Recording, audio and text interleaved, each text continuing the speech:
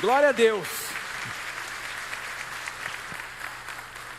Lembrando que você que talvez esteja visitando e decidiu ficar com a gente, aqui a gente não gosta que ninguém fique por emoção ou apenas por um culto que veio. Então, lá no fundo tem um quarteto já em pé, olha para trás lá, dando tchau com a camiseta escrito Conecta.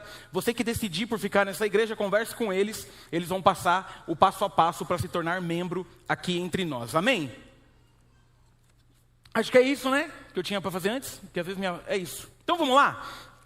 Quero trazer uma pregação hoje.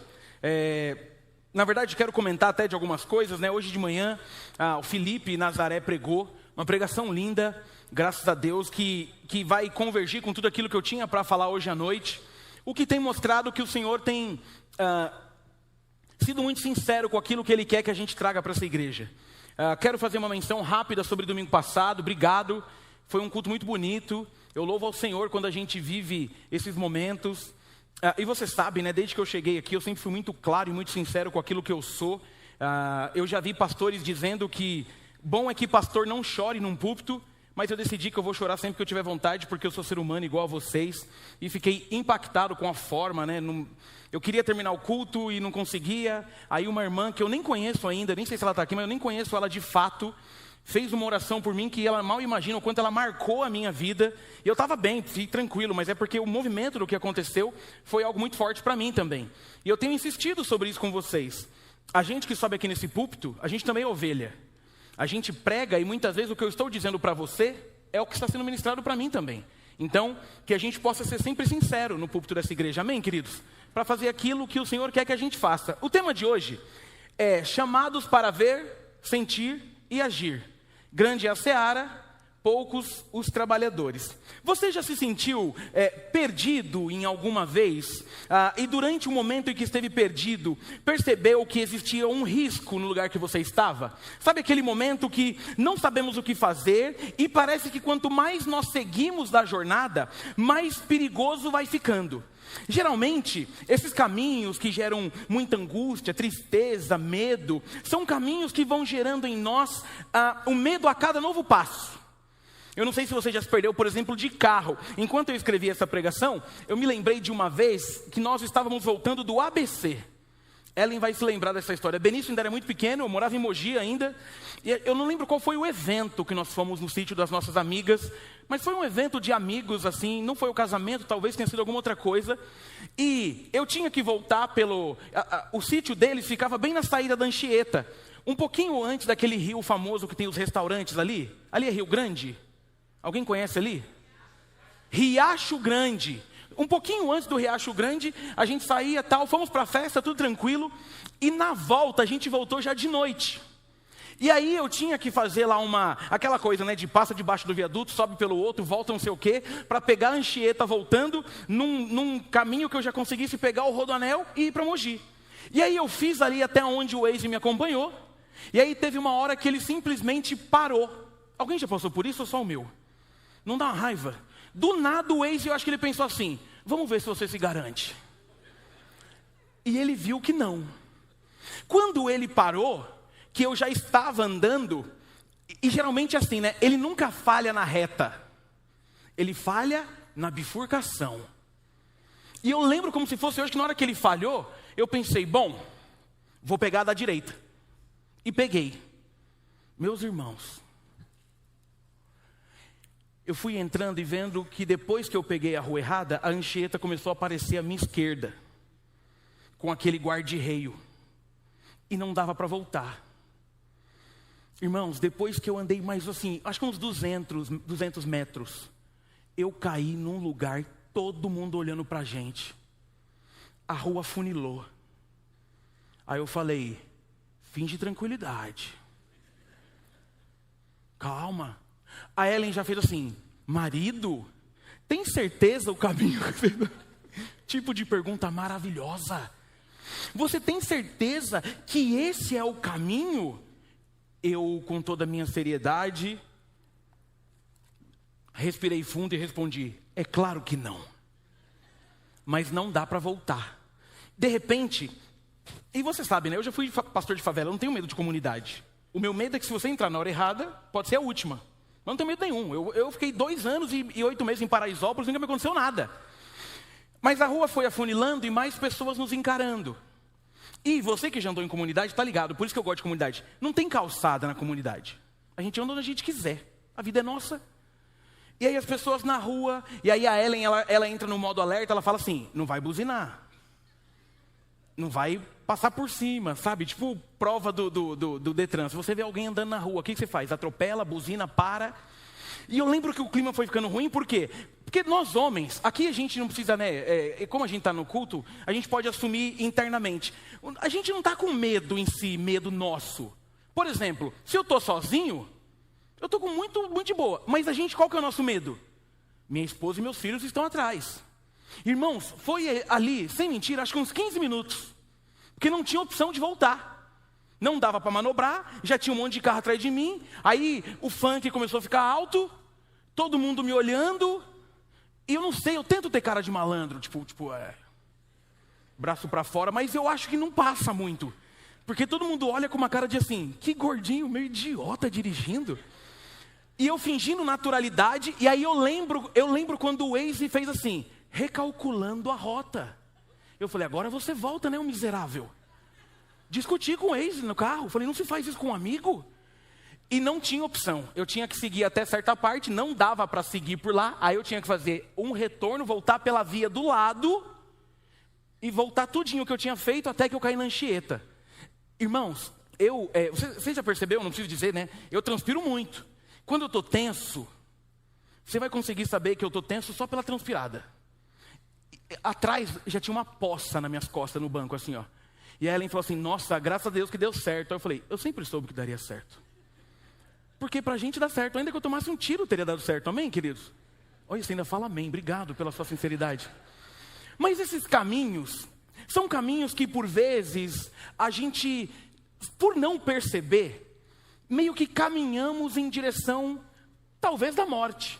Trazendo isso para um ambiente mais espiritual, trazendo isso para uma vida espiritual, tudo complica muito. Afinal, se a minha rota de casa, já dando errado, é um problema, imagine uma rota de uma vida espiritual, aonde a gente começa a andar e perceber que o final pode dar errado, que eu não sei aonde estou e pior, eu não sei para onde eu estou indo. Mas para aqueles que percorrem um caminho sem sentido, sem saída e respostas, é como se na vida a gente estivesse olhando o que é dar ruim e seguindo na jornada.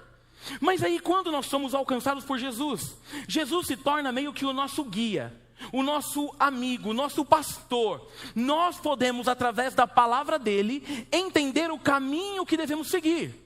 E é interessante porque toda linguagem, ou quase toda linguagem bíblica, ela vai ter essa linguagem agoro-pastoril, por conta da simplicidade do tempo em que foi escrito. Por exemplo, quando a gente diz que Jesus é o pastor, o que nós estamos querendo dizer? Que para aquele povo que vivia no campo, ele sabia a importância de um pastor diante de uma ovelha. Então faz sentido olhar para Jesus enquanto pastor, no sentido único da palavra. E aí, quando a gente pensa em Jesus como pastor, por exemplo, tem um texto que é clássico, pensando em termos de um pastor que nos guia. Quem arrisca? Glória a Deus. Salmo 23. É um dos textos mais conhecidos. E olha que interessante os primeiros 4 versos. O Senhor é o meu pastor, de nada terei falta. Aqui fala sobre a questão de completude. Em verdes pastagens me faz repousar e me conduz a águas tranquilas. Restaura-me o vigor, guia-me nas veredas da justiça por amor do seu nome.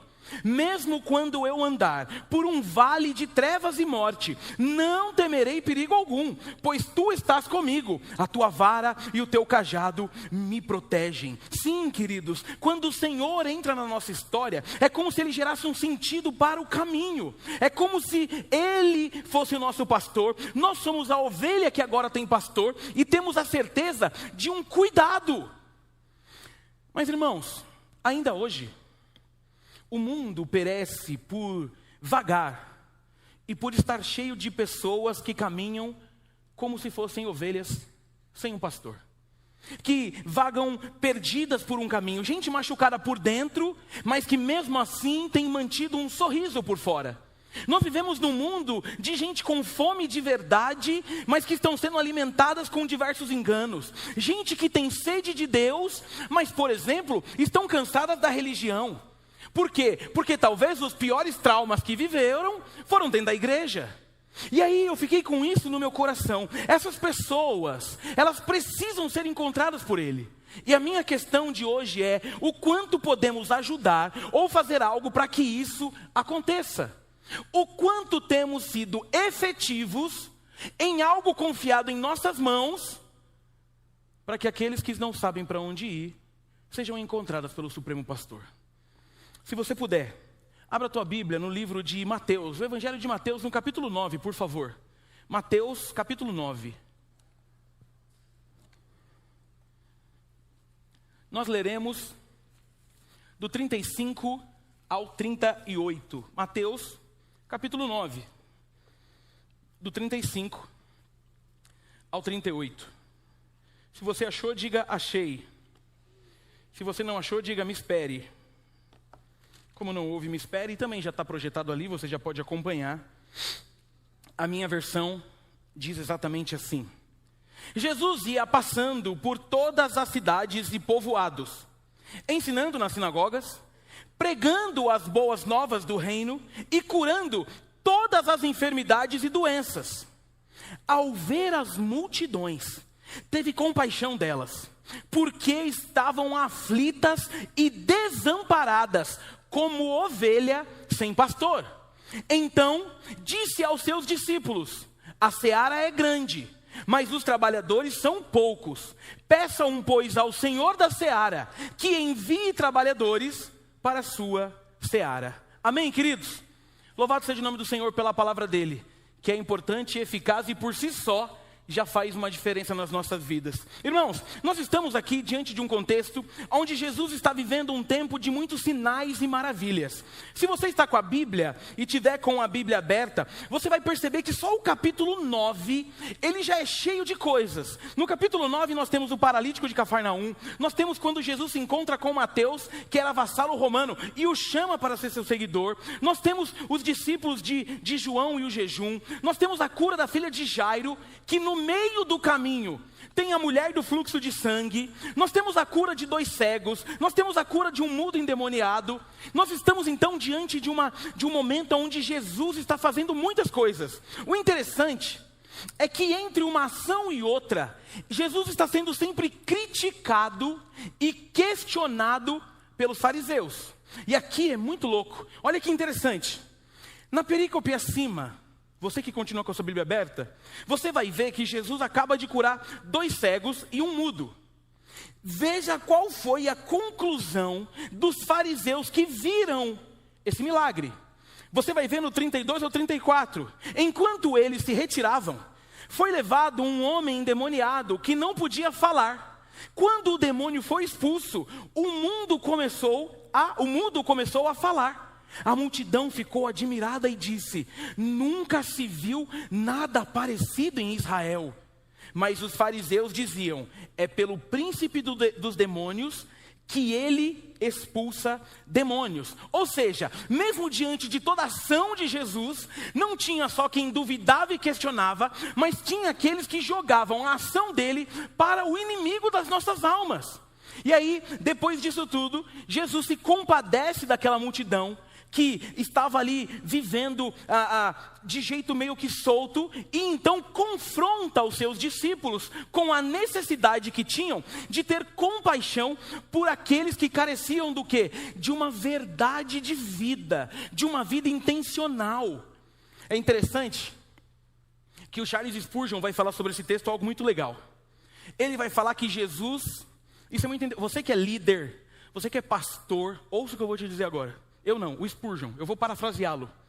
Spurgeon vai dizer que, em meio aos questionamentos farisaicos, Jesus responde trabalhando ainda mais. Jesus ele não está perdendo tempo dizendo para os fariseus, quer ver que é real o que eu faço? Não, não, não. Os fariseus questionam e falam dele, e se você fosse lembrar, no próprio capítulo 9, nós já temos a chamada de Mateus, que já gerou nos fariseus dúvida. Ué, se ele fosse quem ele disse ser, por que ele se senta com pecadores? Resposta de Jesus, eu vim para quem precisa. O médico serve para quem está doente, não para quem se acha são. Nesse texto, o Spurgeon vai dizer que é como se Jesus respondesse ao que está acontecendo, sem o diálogo de se perder em debates. Jesus está preocupado simplesmente em pregar, em fazer conhecido o nome dele. E por que eu quero pautar isso aqui? Eu ainda nem entrei nos pontos do que eu quero falar. Porque, meus irmãos, quem me conhece mais de perto sabe as crises que eu tenho. Na verdade, vocês já conhecem porque eu não fico também velando muito minhas crises, principalmente as crises religiosas. O que o Spurgeon fez de leitura aqui de Jesus há tantos anos atrás, talvez esteja na hora da gente voltar a ver. Na intenção de responder aquilo que estão questionando sobre o que estamos fazendo, nós estamos caindo em buracos perigosos. Por exemplo, eu já comentei aqui uma vez, tem um negócio que me deixa levemente irritado. Que o Brasil agora virou moda, debate bíblico para ver quem manja mais. Não sei se você está por dentro, se não tiver, não precisa ficar procurando. Mas virou uma nova moda. E assim, calma, quando for algum assunto relevante, eu acho que é legal para um ambiente acadêmico. Mas é muito interessante que agora nós usamos as redes para colocar líderes religiosos que se dizem, e aqui eu não estou dizendo que se dizem por duvidar, mas que se apresentam como evangélicos, pastores, que vão duelar na internet para ver quem manja mais de tal assunto e fomentar sobre o povo aquele que ganhou. A minha pergunta é, para quê? Para quê? Irmãos, tem assuntos que estão discutindo há 2000 anos e não existe uma conclusão. E tem assuntos que alguns concluíram de um jeito, outros de outro. O grande detalhe é, quem está atrás disso? Você sabe, você que já passou ou relou o pé numa faculdade teológica ou num seminário, você sabe que a grande discussão do seminário qual que é?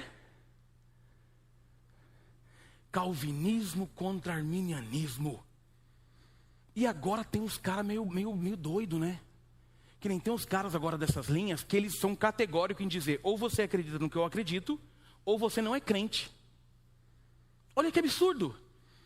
Olha como Jesus é paradigmático e modelo. Diante de uma dúvida, veja, estão comparando Jesus nada mais, nada menos que com um demônio. A resposta de Jesus é sobre potencializar ainda mais o povo que ele chama dele, para que o nome dele se torne mais conhecido. E aí, a gente precisa começar a escolher com o que a gente quer perder tempo. E o que eu quero trazer para a gente hoje, sobre esse movimento de chamados para ver, sentir e agir, é o que nós temos feito com aquilo que está confiado nas nossas mãos. Existem assuntos que eu estou voltando muito, com textos diferentes, com visões diferentes, mas porque, irmãos, nós precisamos entender a urgência do Evangelho. Nós precisamos entender o quanto o mundo precisa conhecer essa palavra, o dono dessa palavra, para que haja mudança nas vidas. Nós precisamos entender que não é sobre emoção, é sobre ver, sentir, mas nós precisamos agir. Dentro de um dos textos que eu queria trazer para cá, e talvez eu pregue ele em breve, eu até comentei com ela, porque foi uma das nossas devocionais familiares, que é sobre Neemias. Neemias, um dos líderes mais incríveis que o mundo já viu. Você concorda? Quem conhece Neemias sabe. Sabe uma coisa que eu acho incrível no começo de Neemias? Quando chega o irmão dele dizendo que o povo estava sofrendo, ele se compadece, ele ora, e depois, ele age. É ou não é? Ele fica mal, ele tem um tempo de oração, e depois que ele está ali, impulsionado pela oração, ele vai lá e age. Ele procura o rei, ele faz um jeito de ajudar. E por vezes, nós não temos sido Neemias. Nós estamos ouvindo que o povo está padecendo, e estamos achando tranquilo. E não está nos doendo. Então, o meu convite para a gente nessa noite, sobre esse movimento de ser igreja de Jesus, é que possamos não só ver, mas ao ver, sentir. E quando sentir, que possamos agir, para que o nome de Jesus seja conhecido nesse mundo. Amém, igreja? Em especial, por aqueles que estão perdidos. vagando num caminho sem resposta. Você está pronto para essa jornada dessa noite? Então a primeira coisa que eu quero deixar para o seu coração: quando nós somos chamados para ver, sentir e agir, o nosso modelo deve ser Jesus de Nazaré. Olha o que diz o começo do texto, no 35. Jesus ia passando por todas as cidades e povoados, ensinando nas sinagogas, pregando as boas novas do reino e curando todas as enfermidades e doenças. Meus irmãos, Jesus não só passa, ele ensina, ele prega as boas novas e ele sai curando aqueles que ele encontra. Jesus, enquanto nosso modelo, ele vai nos mostrar o que nós devemos fazer pelo caminho, por onde a gente tem passado, o que a gente tem deixado. E é muito louco porque uma das especialidades nossas é de querer ser Jesus só no sobrenatural. Meu irmão, eu piro quando um crente me procura dizendo assim: nossa, pastor, eu saí do Conecta com mais desejo de aprender. E olha que legal. Aí eu sempre pergunto, por quê? Porque agora as pessoas se aproximam de mim e eu posso falar de tudo que eu estou aprendendo. Agora eu quero devorar a Bíblia, pastor. Pastor, agora eu estou na escola bíblica e eu quero... O que Jesus está nos ensinando? E é muito louco porque ele já havia deixado isso lá em Mateus capítulo 5. Ele vai usar uma figura que talvez a gente não entenda. Em Mateus capítulo 5, no verso 13, vocês são sal da terra. Mas se o sal perder o seu sabor, como restaurá-lo? Não servirá para nada, exceto para ser jogado fora e pisado pelos homens. Quando perde o sabor, perde o sentido. Meus irmãos, nós somos chamados para ser sal. Se Jesus é o nosso modelo, por que a gente não reproduz o que ele fazia? Nós estamos meio que satisfeitos com um mundo que vai padecendo, caminhando rumo ao inferno. Uma pergunta retórica que eu quero deixar para você essa noite. Na verdade, mais de uma. A primeira delas é: por quantos lugares a gente passou nessa semana? Pensa aí. Empresa, faculdade, colégio, casa da mãe, casa do pai, casa da avó, casa da tia. Pensa aí. Em quantos desses lugares a gente tem se preocupado de representar Jesus de Nazaré? Veja, eu não estou falando para você ir para a África. Estou não. Ou para Venezuela, como a gente tem uma missionária hoje aqui. Ou como hoje de manhã, que tinha uma missionária que estava indo para Filipinas, depois para a África. Não estou dizendo isso não. Dos lugares que nós passamos, o quanto que a gente tem representado Jesus de Nazaré? O quanto que a gente tem ensinado sobre ele? Sabe por que essa pergunta ecoa no meu coração, irmãos? Porque o que esse texto está me ensinando é que a verdade do Evangelho é urgente. É para ontem. A gente ama dizer, acho que está perto do fim. Já viu crente assim? Tem crente que não pode ver um raio mais forte e fala, não é assim? Começou de novo a guerra entre Israel e Irã. De novo. Aí já começa a esquizofrenia escatológica. Acho que agora vai. Meu irmão, quando Jesus foi perguntado sobre o fim, ele falou assim que não importa para a gente o tempo do fim. Mas quando Jesus nos deixou dizendo o que fazer, ele disse, ide por todo mundo e pregai o Evangelho.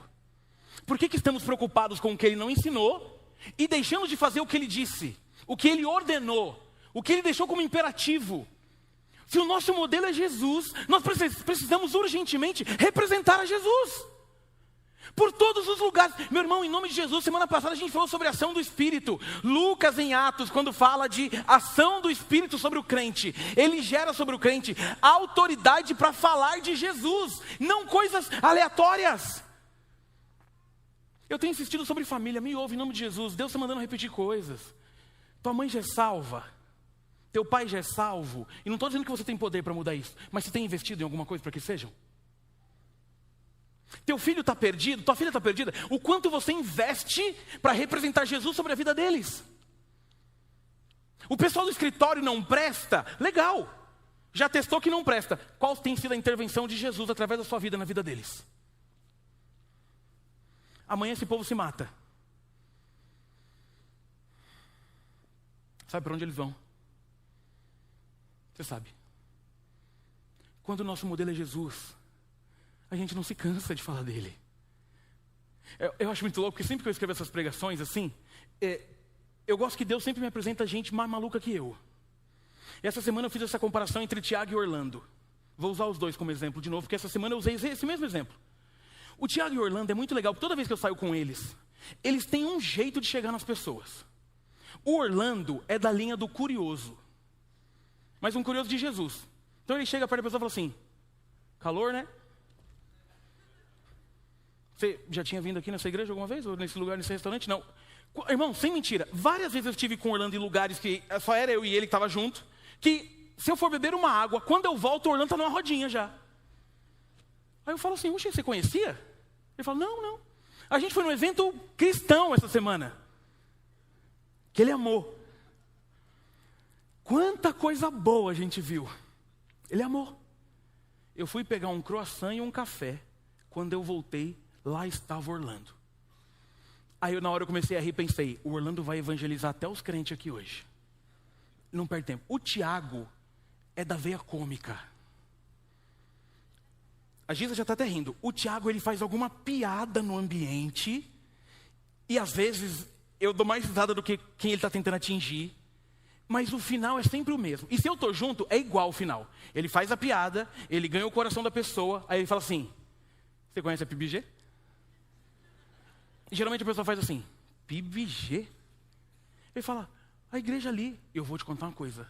Aquele ali é o pastor da igreja. E eu fico com a maior vergonha, porque eu sei que decepciona as pessoas quando falam que eu sou o pastor. Eu sei, hoje eu ainda estou mais vestido de pastor porque eu estou com frio. Mas geralmente a gente está escangalhado na rua. E quando ele fala que ele é o pastor, as pessoas caguetam, elas pensam assim, meu Deus. Outro dia a gente foi buscar sorvete, e eu não desci do carro. De repente eu só estou vendo assim, ó, a mão. Ele no caixa. Aí eu falei, Deus, o pior é que eu não sei se com isso o filme a mulher está me vendo, mas na dúvida eu vou dar tchau. E eu fiquei assim, ó. Aí ele veio. Não perde a chance. E aí a gente está rindo, mas por que eles são assim? Porque o reino é urgente. Se você já andou com os dois, você sabe. E é do jeito deles. Porque quando a gente entende a urgência, a gente não perde mais tempo.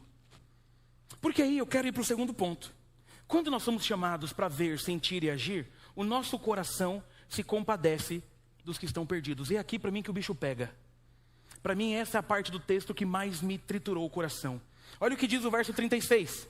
Ao ver as multidões, teve compaixão delas, porque estavam aflitas e desamparadas como ovelha sem pastor.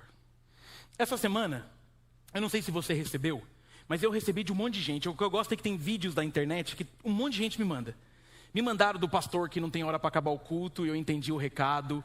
Já me mandaram um monte, que é o Capitão Nascimento, chega no final do filme do Bop, o pessoal aplaude, aí o texto está assim, quando eu acabo o culto na hora certa, aí a igreja, ê.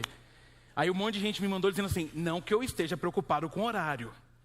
Mas o dessa semana, talvez você tenha visto e não me mandou.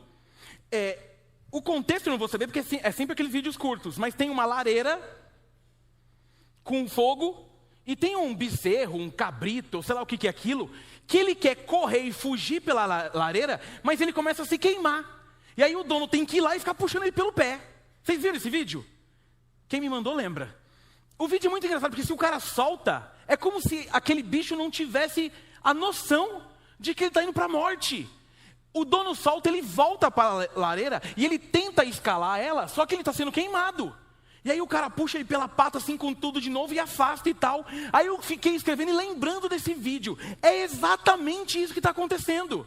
E aí, meus irmãos, Jesus, ele enxergava o povo num tempo em que os líderes religiosos não viam ninguém. Eles estavam cegos pelo orgulho, pelo sistema, pelo ego. Mas Jesus via eles e olhava e sentia o que eles passavam. Se você pegar toda a parte da historicidade, o que esse texto está dizendo é como se Israel estivesse órfão de Moisés. E agora, quem nos guia? E agora, quem que nos mostra esse caminho? Para você ter uma ideia, a palavra usada no original do grego para compaixão é uma palavra muito difícil. É esplagizinosamai. que quer dizer nada mais, nada menos do que um sentimento profundo, algo que está nas nossas entranhas, uma dor por dentro, é uma empatia profunda. Jesus, ele ama a gente, ele gostava de estar com pessoas, se importava de verdade, percebia as suas dores, as suas angústias, o seu cansaço, ele via o que ninguém mais via, multidões cansadas, perdidas, como ovelhas sem pastores, vulneráveis, sem direção, sem cuidado e o principal, sem esperança. Pessoas que por vezes acreditaram em sofismas e se afundaram neles. Pessoas que por vezes acreditaram em invenções que pareciam libertar, mas prejudicaram ainda mais as suas jornadas. Ou seja, pessoas que vagavam pelo caminho, muitas vezes gritando por socorro interior. Jesus olha para eles com um olhar de misericórdia. E aí, meus irmãos, deixa eu te contar uma coisa. Hoje, ainda tem muita gente assim. E, infelizmente, ainda há obreiros, líderes, crentes, que não têm um pingo de compaixão. Que usam pessoas como números. Que exploram cada vez mais ao invés de cuidar. Que arrancam a lã, arrancam a carne, mas não conduzem essas ovelhas para pastos verdejantes. A igreja precisa voltar a sentir o que Jesus sentia. Não explorar, mas servir. Não usar, mas curar. Não pesar, mas aliviar. Meus irmãos, existe uma premissa forte, verdadeira e necessária. Não existe missão sem compaixão. Não existe. Se não nos compadecermos do mundo, dificilmente aceitaremos a missão que Jesus deixou para a gente. Dificilmente olharemos para o pecador da forma que merece. E aí, deixa eu te dizer uma coisa. Sabe por que a igreja de hoje prefere olhar quem está lá fora como inimigo? Porque pensa comigo. Se eu tenho um inimigo lá fora, só de atacar ele, já está tudo bem. Concorda? Pecadores são os nossos inimigos. Então a gente bate em pecador, eu fiz a minha parte. Vamos falar mal de pecador? Vamos. Aí geralmente a igreja escolhe uma ala de pecadores que está em evidência. E o que ela faz? Ela bate. Enquanto eu olho o pecador como um inimigo, você já viu gente ter compaixão de inimigo? A gente está vivendo de novo uma guerra. Triste, não é triste? E aqui eu não sei que lado que você está. Tem morte, é triste. Mais uma guerra. Aonde, por seguir anseios de outros, alguns cometem barbaridades. Tem gente na igreja fazendo a mesma coisa com o pecador. Ele é meu inimigo. Espero que ele morra. E se for um inimigo que nos persegue, então, nossa. Essa semana eu trouxe a reflexão para a gente aqui da nossa reunião de terça-feira. Que não foi terça, foi sexta. Eu usei o texto que Jesus diz assim: que benefício há amar o seu amigo? Amar quem te ama. Isso aí qualquer publicano faz. Eu quero ver amar os inimigos. A gente está olhando quem está lá fora como gente que precisa do nosso desprezo. Como gente que precisa do nosso chute. Tem uns testes que às vezes eu tenho vontade de fazer, mas não vou fazer porque não dá mais tempo, porque eu não sou mais pastor de jovens. Se fosse pastor de jovens, se eu fosse Orlando, eu faria. De trazer uns indesejáveis para começar a frequentar o culto de jovens. Para ver qual que vai ser a reação. Gente que a gente sabe, só de olhar, que fala assim, não é cristão, o que a gente faria? Porque deixa eu te contar uma coisa. Bater em pecador, o mundo já faz já. Aliás, deixa eu te contar uma outra coisa. O próprio diabo, que tenta fazer com que essas pessoas não conhecem Jesus, tudo que ele oferece tem prazo de validade, porque no final ele bate. O que eu quero ver é ter compaixão de pecador. O que eu quero ver é a gente olhar para essas pessoas. O que eu quero ver é ter o olhar que Jesus nos ensina. O que eu quero ver é a gente olhar para essas pessoas e pensar, eles não são meus inimigos, eles são o meu alvo. Eu vou levar Jesus para todo mundo. Ah, pastor, mas no meu condomínio tem uma véia que não presta. Precisa de Jesus. Não é assim, a gente sempre tem uma lista de quem não presta. Então, olha que bênção, se você sabe que ela não presta, Seja quem apresenta Jesus, porque o que ela está acostumada por não prestar? A apanhar. Ela não está acostumada a ser amada. E o amor constrange. Faz o seguinte, compra um bolo da Vivi, nem sei se a Vivi está aqui, ou da Débora. Quem mais faz bolo nessa igreja? Porque agora que eu fiz propaganda, da Tânia. Da Tânia. Compra um bolo, mas o bolo mais legal. Não vai levar bolo, apesar que nessa época nem tá legal dar bolo para ninguém, né? Porque recentemente a menina mandou nossa. Mas você entendeu que bolo que eu estou falando. Ou compra da Bia ou Banoffee. E chega para essa mulher do seu condomínio que não vale nada, com esse bolo, com esse Banoffee, sem veneno evidente. Claro. E chega lá e fala assim, olá querida, vim adoçar o seu dia. E sorri. E se ela te maltratar, diga assim, se me maltratar eu trago outro amanhã. Em uma semana, se essa mulher não mudar, eu pago a tua janta. Trata assim a pessoa do seu emprego que ninguém gosta. Porque dizer que pessoas não prestam, qualquer um faz.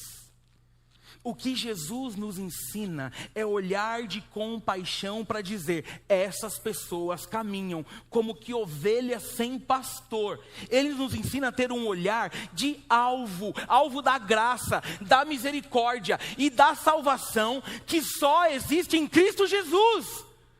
E nós temos. Por que não fala? Sabe por que a gente não fala? Porque a gente ama ser crente 3S. Essa eu ouvi quando eu era adolescente no Braz, eu nem sei quem falou, mas eu não esqueço. Crente 3S. Salvo, sentado e satisfeito. Não precisa de mais nada. Agora que eu fui salvo, eu estou aqui sentadinho e estou satisfeito. Desde que Tiago não erre a nota. Essa é crente 3S. De domingo, top. Irmão, deixa eu te falar uma coisa. Não existe nada mais precioso do que a salvação em Cristo Jesus. Lembra que esses dias eu falei que a gente tinha que ter coragem de assumir que a gente é tranqueira, mas ninguém tem. Alguns têm. Eu acho incrível, acho que está na hora da gente começar a ouvir uns tranqueira que não tinha mais jeito para que a gente seja potencializado por Jesus. Eu usei o Sandro esses dias como exemplo, ele não estava. Hoje ele está. Sandro era um tranqueira. 10 anos na rua, né, Sandro? 6 anos morou na rua. Direto a gente vê gente morando na rua dizendo assim, isso aqui não tem jeito não. Pode matar. Ainda bem que quem muda as pessoas é o Senhor e não a gente.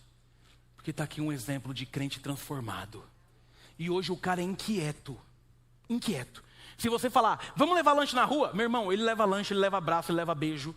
Se a pessoa quiser se internar, ele arruma um jeito, ele vai e interna a pessoa. Porque ele entendeu a graça que ele recebeu, não deve terminar nele, mas ser gerada a partir dele. A terceira coisa, quando somos chamados para ver, sentir e servir, e agir, e eu já estou terminando, eu percebo que a responsabilidade também é minha. Verso 37 e 38, então disse aos seus discípulos, a seara é grande, mas os trabalhadores são poucos.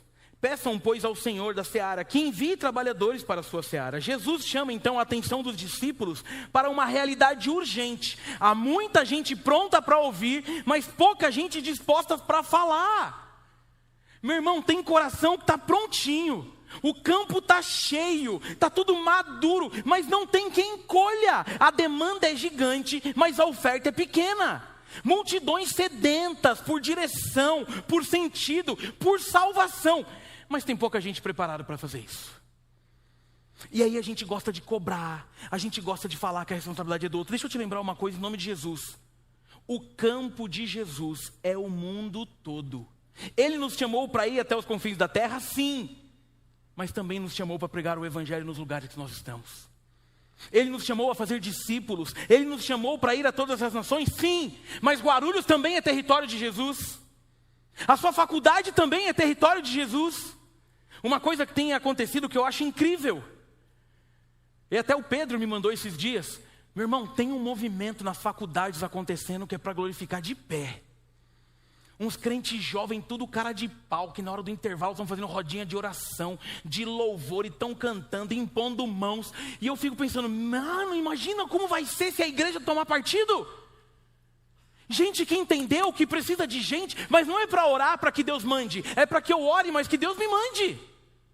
Tem confins da terra, tem gente que vai para lá, outros ficam e sustentam, discipulam, oram, apoiam, mas a missão é de todos nós. Para ontem. Para quem a gente não falou de Jesus essa semana, pode ser que a gente não veja mais e vá para o inferno. Tem noção do que é isso? Isso deve doer. Isso deve fazer com que a gente olhe para tudo o que está acontecendo e fale assim, Jesus, use as nossas vidas. Tem tribos não alcançadas, tem línguas que ainda não têm a palavra de Deus, e a gente está parado. A gente está aqui. Culpando o governo, culpando todo mundo, Satanás. Mas o que a gente faz? E aí, o meu convite final é para que a gente olhe para tudo isso e volte a ter compaixão. Lembrando que quem está passando no nosso caminho não está passando em vão. E eu quero concluir te lembrando que o tempo é agora. A gente não sabe até quando. Eu preciso te lembrar nessa noite que se perdermos essa geração, perderemos a oportunidade única. O inferno, ele não espera. A ignorância não salva. A omissão é um tipo de covardia espiritual. A igreja precisa se levantar com paixão, com coragem, com urgência. A gente sabe que não serão todos que serão salvos. Mas bom seria se a gente não carregasse peso sobre aqueles que passavam pelo nosso caminho. E aí, eu quero encerrar com uma história que eu não uso há muito tempo. Mas eu não vejo outra forma de terminar essa pregação. Até porque domingo que vem eu já vou mudar o foco. E eu ouvi essa história também, eu era muito novo, eu lembro que Ellen, acho que estava comigo, eu não lembro nem onde foi. Mas uma vez eu ouvi uma história que mexeu muito comigo. E essa história dizia que um grupo de crentes se juntou e resolveu visitar um instituto de câncer, Tiago. Um instituto de câncer, só que era um instituto de câncer infantil. E eles foram naquela visita, Ju, que gosta de criança, e o combinado era, vamos levar, Orlando, alegria para essas crianças. Porque elas estão com câncer, algumas estão com câncer terminal, outras estão descobrindo agora, em várias áreas do corpo. Então aquele grupo se juntou e foi lá passar um dia inteiro com crianças com câncer. O resultado você deve imaginar. Coração quebrantado, um choro que está reservado porque você não pode chorar na frente deles. Mas conta a história que no final daquele evento, um dos jovens ficou muito marcado com aquilo e disse, eu vou lutar para achar a cura do câncer. E diz a história que aquele jovem começou a estudar muito. Livros e mais livros, médicos e mais médicos, estuda daqui, estuda dali, alquimias de lá para cá, e tudo o que ele queria era descobrir a cura para o câncer, para que nenhuma daquelas crianças morressem. E aí chega um dia que ele faz o teste e dá certo. Amanda, a criança toma aquele remédio, faz o exame e adivinha? Não há mais câncer. Aquele menino, tomado por uma emoção, junta toda aquela galera que foi com ele naquele hospital e diz assim, ei, eu achei a cura. Agora o que a gente precisa fazer é fabricar mais e mais comprimidos e começar a percorrer o mundo inteiro, levando esse comprimido que tira o câncer das pessoas. A gente vai voltar naquele hospital e aquelas crianças não vão morrer por câncer. E eu vou garantir que elas vivam mais. E aquela turma se empolga e leva o remédio do câncer.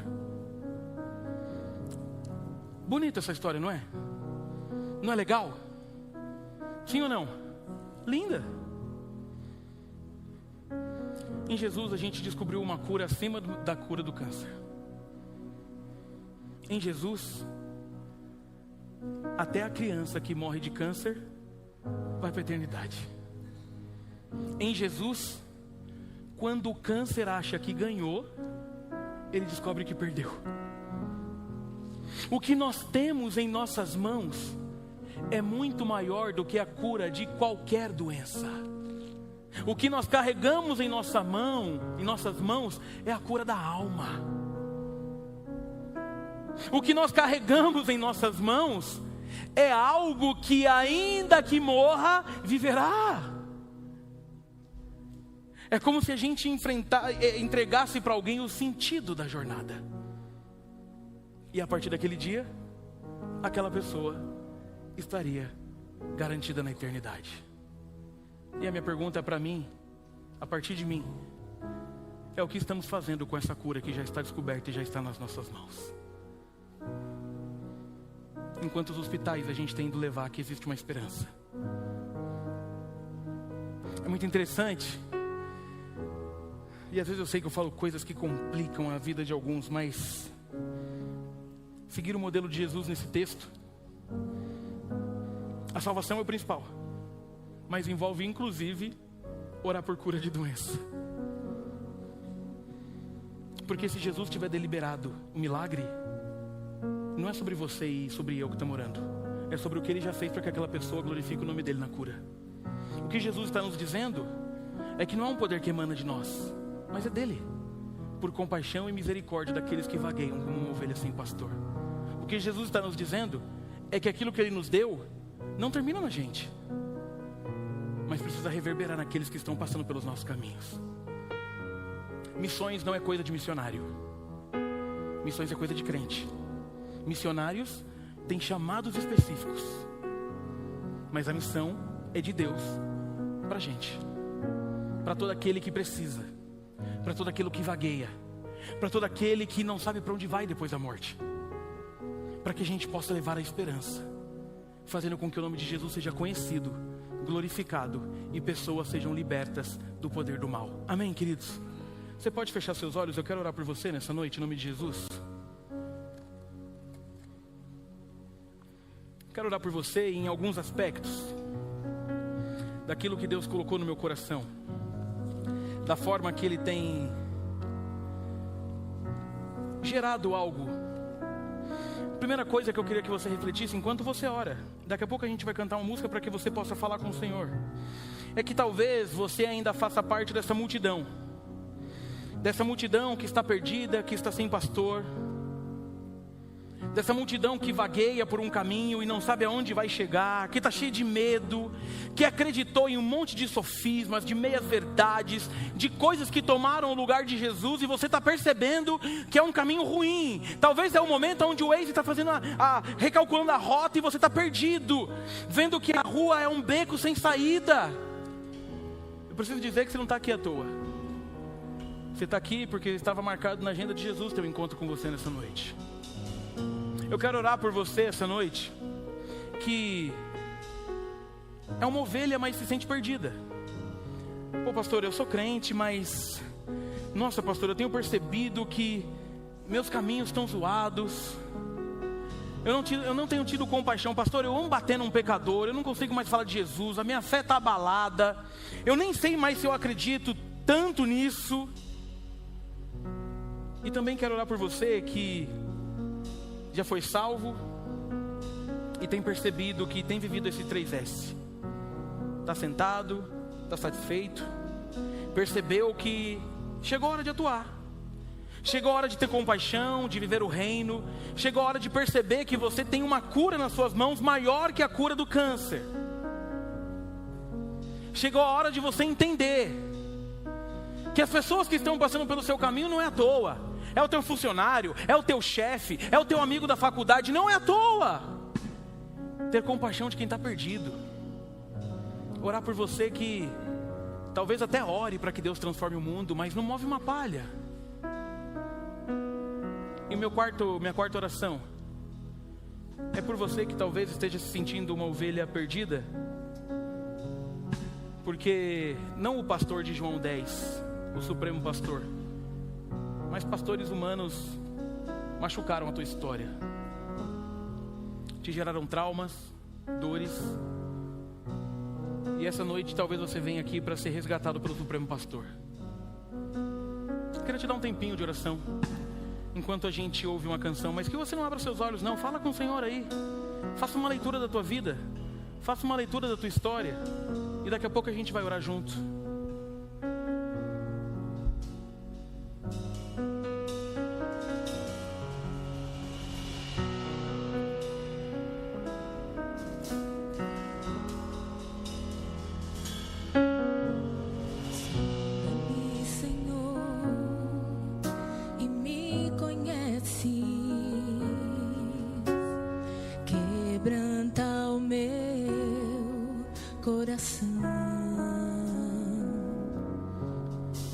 Transforma-me conforme a tua palavra e enche-me até que em mim se ache só a ti. Então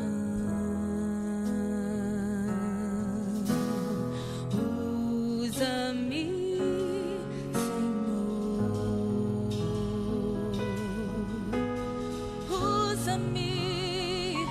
como um farol que brilha à noite, como ponte sobre as águas, como abrigo no deserto, como flecha que acerta o alvo. Eu quero ser usado da maneira que te agrade em qualquer hora e em qualquer lugar.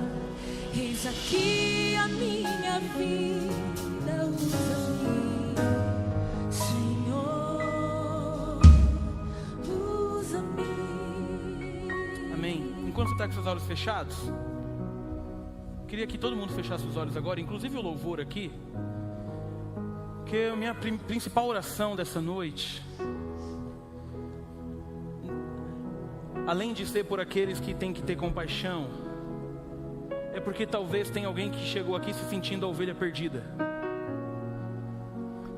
sem sentido, sem direção, talvez precisando confessar Jesus como Salvador, talvez precisando voltar para Jesus, percebeu que tem trilhado caminhos e caminhos que não dão certos e está tentando insistir, mas nessa noite talvez você percebeu que você não é um inimigo, uma inimiga de Jesus. Você é um alvo da graça, da misericórdia. Graça essa que alcançou todos nós. Você não é pior do que a gente. Nós somos iguais, miseráveis pecadores. Mas quando a graça nos alcança, Jesus muda a nossa história. Muda o que somos. Essa é a minha primeira oração que eu quero fazer. E se você chegou aqui se sentindo assim e está dizendo: Jesus, cuida da minha vida. Eu quero ser ovelha do Supremo Pastor. Eu quero voltar para a sua presença, eu quero me entregar na tua presença. A gente quer orar por você essa noite. Por isso que eu peço para que todos fiquem de olho fechado, para não haver constrangimento. Mas se tiver alguém fazendo essa oração, dá um sinalzinho com a tua mão, eu vou orar por você. Tem alguém hoje? Amém, louvado seja o nome do Senhor. Amém, louvado seja o nome do Senhor. Tem gente voltando para casa. Não vou insistir muito nessa, mas alguém que esteja dizendo: Jesus, eu preciso entregar tudo. Amém, louvado seja o nome do Senhor. Ovelhas do Supremo Pastor, salvação, libertação, volta. Há mais alguém? Eu não vou insistir muito. Amém, louvado seja o nome do Senhor. Obrigado, Jesus. Não lute não. Se o Senhor falou com você, se Ele transformou a tua história, se Ele quebrantou seu coração, não lute não. E lembre-se, a palavra de Deus pede para a gente vir como a gente está.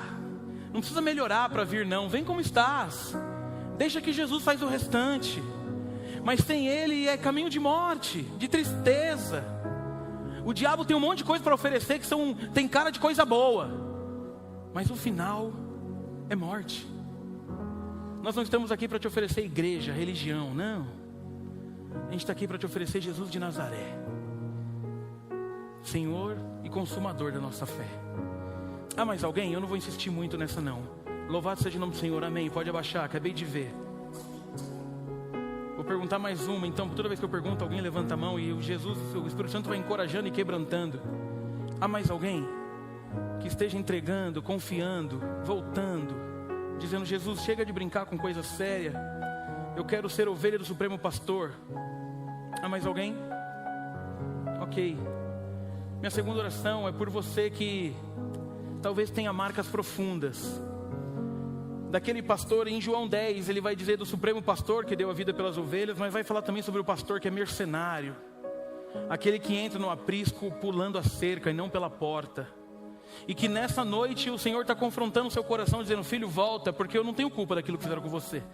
Mas eu renovo a tua vida para que você não seja mais como uma ovelha perdida, que caminha por caminho de morte. Nessa noite volta, porque o teu lugar é na presença do supremo pastor.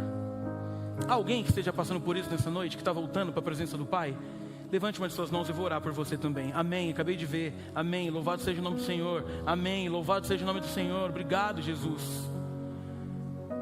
De novo, não vou insistir muito, mas é tempo de curar as feridas. É tempo de curar. Amém, louvado seja o nome do Senhor. É tempo de curar as marcas. Irmãos, essa semana eu ouvi, não foi só uma história, foram várias, de pessoas que foram abusadas dentro da igreja, meu irmão. Deixa eu te contar uma coisa, Jesus não tem nada a ver com isso, mas Ele tem poder para te curar, para sarar o teu trauma e fazer tudo novo na tua história. Pessoas que viveram os piores traumas da vida dentro de uma igreja. Não estou dizendo que aqui a gente é perfeito, não, mas aqui a gente busca servir ao Senhor que é perfeito, que cuida da gente. Há mais alguém que esteja dizendo: preciso voltar para casa, ser curado por esse supremo pastor? Se tiver, me dê um sinalzinho, a gente vai orar por você também. Ok. A terceira coisa, eu quero orar para encorajar e potencializar a fé daqueles que estão aqui. Você que não tem conseguido falar de Jesus, representar Jesus, mostrar que serve a Jesus. Orar por você que as pessoas têm passado vazias e saído vazias. Orar por você que por vezes não tem levado a sério o que o Senhor tem feito. Orar por você que entra no escritório, sai do escritório e nada acontece. Entra na faculdade, sai da faculdade e nada acontece. Talvez a tua mãe, teu pai, teu irmão, você bateu neles a vida inteira, mas nessa noite o convite de Jesus é: tenha compaixão e não desista. Alguém que queira potencializar a fé e dizendo: Senhor, usa a minha vida, na minha família, por onde eu passar, levante uma de suas mãos, eu vou orar por você. Amém, amém, amém, pode abaixar. Amém, amém, pode abaixar, acabei de ver. Amém, louvado seja o nome do Senhor. Amém, louvado seja o nome do Senhor. É tempo de uma igreja que se posiciona.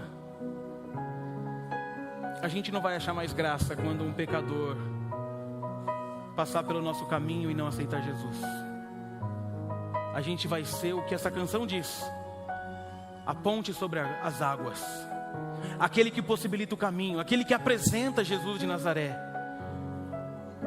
E aí eu preciso te pedir, sei que levantou a mão, você consegue vir aqui na frente rapidinho? Eu preciso orar por você nessa noite. Encorajado pelo Espírito Santo, sai do seu lugar, vem aqui rapidinho. Vamos repetir o refrão, pode ser, Kátia? Pode ser? Você que levantou a mão pode vir, isso, sai do seu lugar rapidinho. A gente quer orar por você. Isso, fica com vergonha não. Tem gente voltando para casa. Tem gente chegando em casa. Nós queremos ter compaixão daqueles que precisam. Nós queremos ter misericórdia daqueles que estão longe. Não são nossos inimigos. Louvado seja o nome do Senhor. Louvado seja o nome do Senhor.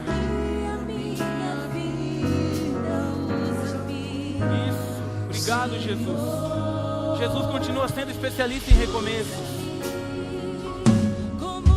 Isso. Essa é a nossa função enquanto igreja.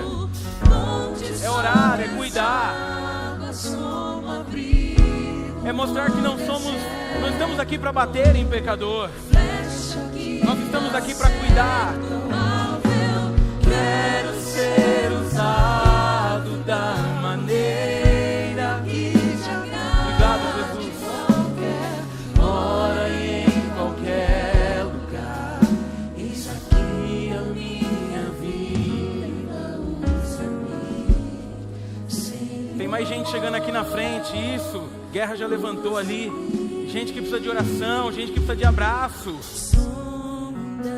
Se der vontade, eu não levantei a mão, mas quero ir, venha. O Senhor vai mudar a tua história. É tempo de entregarmos o que temos e o que somos. Não mais brincar de igreja, mas representar Jesus de Nazaré, gerando salvação. gerando expectativa de vida. Sonda-me, quebranta-me. Usa as nossas vidas, Jesus. Transforma-me. Tem gente voltando para casa, Jesus.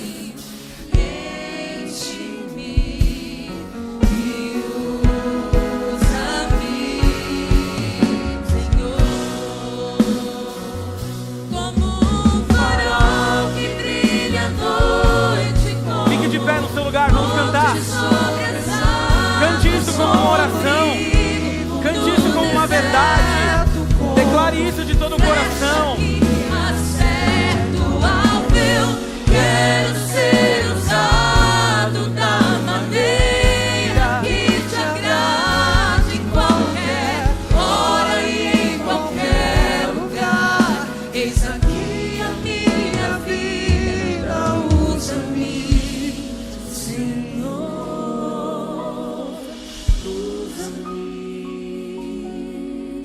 Continue orando por essas pessoas aqui na frente. Tem história sendo transformada, renovada. A gente precisa se lembrar todos os dias que a nossa luta não é contra a carne ou sangue, mas é contra principados e potestades. Para que haja salvação e restauração, há uma guerra espiritual acontecendo. Há algo muito grande acontecendo que às vezes os nossos olhos não podem ver. Há filhos voltando para casa. A gente restabelecendo a comunhão com o Supremo Pastor. É tempo da igreja se posicionar e se preocupar com aqueles que estão longe. Feche seus olhos para a gente orar. Feche seus olhos. A minha oração essa noite é que ninguém saia daqui sem ser abençoado e restaurado pelo Supremo Pastor. Às vezes eu tenho vontade de insistir porque sempre imagino a luta espiritual que alguns passam enquanto estamos nesse momento. Talvez a vontade de tomar uma decisão, mas o medo da reação. Talvez a vontade de mudar de vida, mas achar que não vai conseguir. Talvez a vontade de dar um novo passo, mas o trauma recai sobre a mente dizendo não vai, você vai se machucar de novo. E sempre que eu sinto isso eu gosto de insistir. Insistir de que dá tempo de voltar para casa. Não é sobre o que fizeram com você na história. É o que Jesus fez por você há 2000 anos atrás. É isso que vai devolver o sentido da vida, que vai trazer um novo caminho. Não é por onde você passou, porque não nos importa por onde você passou. Na cruz do Calvário há perdão para tudo, mas muito nos importa para onde você vai. Qual vai ser o fim? Talvez você esteja aqui tentando lutar contra algo que o Senhor Jesus está dizendo: ei, só confia e se entrega. Aquela luta, sabe, de poxa pastor, eu queria muito ir aí na frente, eu queria muito levantar minhas mãos, mas eu não consigo, eu estou mal, eu estou passando mal, eu estou aqui com uma angústia absurda. Sim, é porque o Espírito Santo está quebrantando teu coração. É porque é uma decisão que não é fácil, mas quando a gente entrega para Ele, Ele faz o que precisa. E aí permitam-me, enquanto você está de olho fechado orando, eu quero insistir só mais uma vez. Talvez você esteja aqui tentando remar contra essa maré, e Jesus está mandando eu insistir para você dizer assim: não, chega de lutar contra. Eu quero me entregar. Jesus, eu vou entregar e o Senhor que se vire para fazer o restante. É isso aí mesmo. Mas não vagueia mais não como ovelha sem pastor. Faz isso não. Muda a tua história. Ah, pastor, mas se eu te contar tudo que eu fiz, eu lá quero saber tudo que você fez. A Bíblia nos garante que aonde abundou o pecado, superabundou a graça.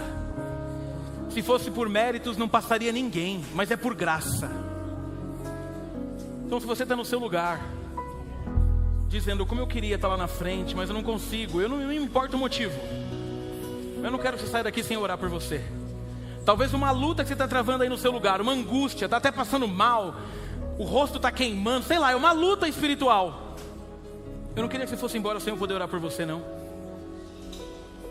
Mas enquanto está todo mundo orando, de olho fechado, me dá um sinalzinho e eu vou orar por você se ainda tiver alguém lutando, precisando de essa oração nesse momento. Alguém? Eu vou passar o olho rapidinho, amém, já vi, pode abaixar. Amém. Há mais alguém?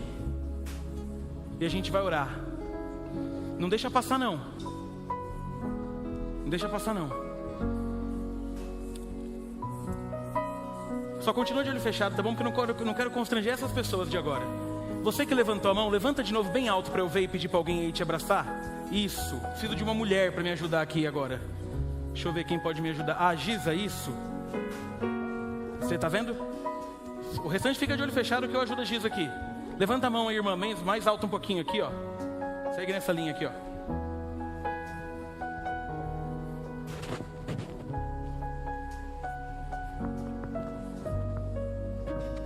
Quem mais tinha levantado a mão aqui? Isso, fica... Vivi, você já me ajuda aí? Dá um abraço nessa pessoa. Isso, glória a Deus. A Vivi está chegando ali. Isso, você que está aqui na frente vai receber nessa oração. Há mais alguém? Eu não vi lá em cima. Está passando por alguma coisa aí? A gente vai orar por você. Mais alguém? Não? Vamos cantar alguma outra música enquanto isso? Continua com o olho fechado, não abre não, tá bom? Ora aí. Se você está bem, ora por quem está mal. Jesus, liberta todo mundo. Jesus, tem gente sofrendo aqui. Eu juro que eu já vou terminar. Vamos cantar mais uma música? Porque tem gente precisando dessa oração. Você que veio aqui na frente, isso faz que essas irmãs estão fazendo. Abraçando, orando, para que essa pessoa seja ministrada por isso. Enquanto a gente canta, você vai cantar de olho fechado. Porque se alguém levantar a mão, eu vou pedir para ir lá orar. Porque ninguém vai sair daqui sem ser abençoado hoje. Ninguém vai sair daqui. Mas aí você precisa levantar a mão bem alto para que eu te veja. Porque como está muito cheio, eu preciso ver a tua mão. Vamos lá, Ti? Jesus, quero declarar teu nome. Ouve essa canção. Sobre toda mente e coração. Toda mente e coração. Pois sei que existe paz em tua presença. Existe paz na presença de Jesus. Clamo Jesus. Continua orando, mas ouve o que o Senhor tem para falar para você ainda nessa música. Jesus, quero declarar teu nome. É o nome que tem poder para transformar toda a história. Quebrando os vícios dessa geração. Quebra tudo, Jesus. Declaro que há esperança e liberdade. Clamo Jesus. Ouve isso aqui, ó. Teu nome é cura. Teu nome é poderoso. Teu nome é vida.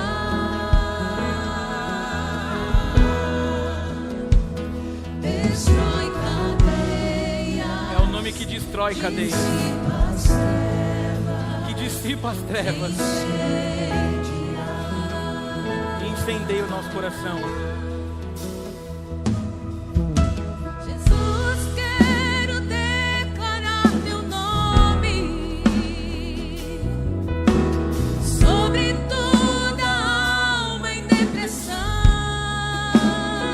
Sai tudo. Ansiedade, medo, sai agora. Clamo Jesus.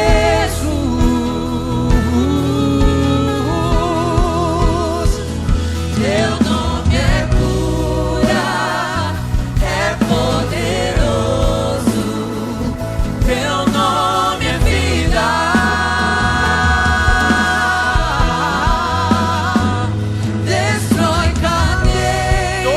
Cadeias sendo destruídas na sua vida agora.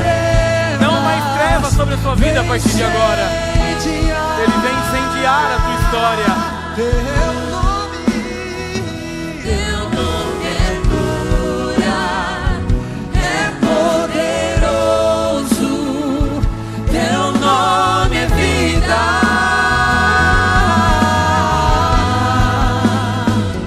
Destrói cadeias, dissipa as trevas, vem incendiar.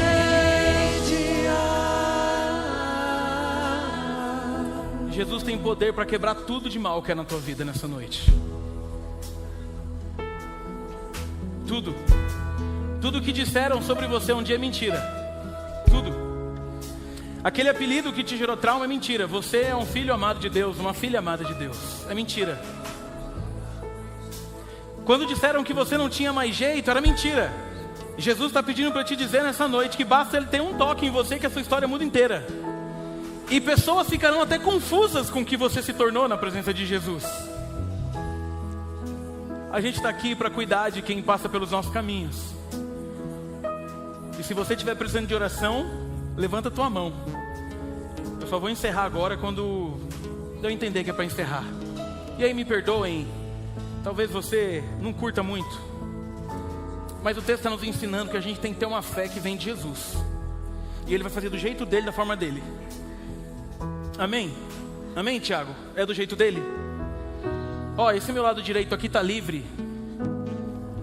Eu não queria que você fosse embora sem a gente poder orar por alguma causa da sua saúde. Tem gente entrando aqui muito machucada, doenças. Não estou dizendo que a gente vai fazer milagre aqui não, mas se tiver deliberado do céu, você pode ser curado hoje pelo nome de Jesus. Se não houver, tem um propósito. O restante continua orando. Mas eu queria você que está com uma causa aí de saúde, sua ou de alguém, vem aqui na frente, a gente vai orar por você também nessa noite. Vem aqui na frente em nome de Jesus. Amém. Saia do seu lugar na autoridade que há no nome de Jesus. Desse lado aqui, tá bom? Vem desse lado aqui, ó, do meu lado direito, que a gente vai ter um tempo de oração específica por vocês. A gente quer representar Jesus em tudo aquilo que Ele confiou nas nossas mãos. A gente não vai deixar mais ninguém sair da nossa presença sem ser abençoado. Se for para a doença continuar, que continue para glorificar o nome de Jesus. Isso, dá uma licencinha para eles passarem aqui. Passa para cá. Vocês que são causa de saúde, passa para cá. Isso. Pode continuar aí, bem devagarzinho, pode continuar. Teu nome? Isso, vem para cá. Tem mais gente chegando. Desse lado aqui, ó. Já que é para ser representante de Jesus, a gente vai ser do jeito que Ele pede. Isso. Pode fazer uma fila aqui. Isso. Isso, Cazu, vem aqui, meu filho, que a gente vai orar por você mais ainda. Isso, passa pra cá. O restante continua orando. Agora você que está com a fé, ó, me ouve, com o olho fechado. Você que está com a fé em dia, que tem orado, tem buscado, tem jejuado, eu quero que você me ajude desse lado aqui agora, ó. Tem um monte de gente precisando de um clamor que a gente vai levantar. Você vai impor suas mãos. Tiago, cadê o Tiago? Está liberado, Tiago, para descer aqui. Vem aqui, Tiago, orar por essas pessoas desse lado. Enquanto o louvor canta, a gente vai orar. Continua orando no seu lugar, pode cantar, o louvor pode continuar cantando. Se houver cura deliberada, Jesus. Nosso pedido é que o Senhor, ao encostar nessas pessoas, elas sintam o poder que emana do Senhor. Não, nós não estamos dizendo que o Senhor tem que curar porque a gente está pedindo.